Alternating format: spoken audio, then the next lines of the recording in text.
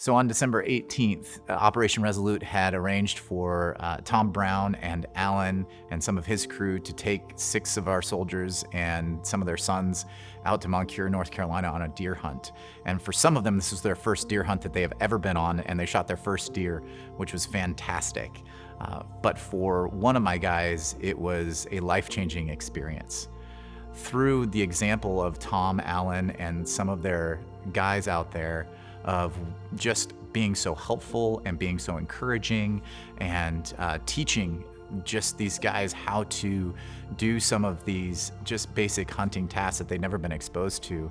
This particular soldier witnessed something that he had never seen before when he was hunting.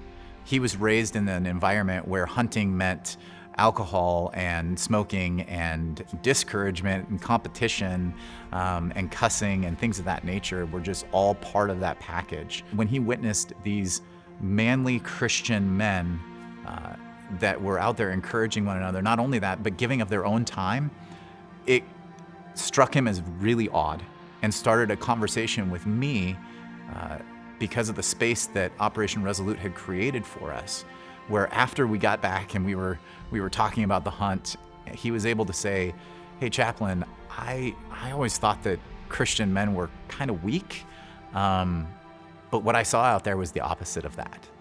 And I would love to hear just a little bit more about what that means."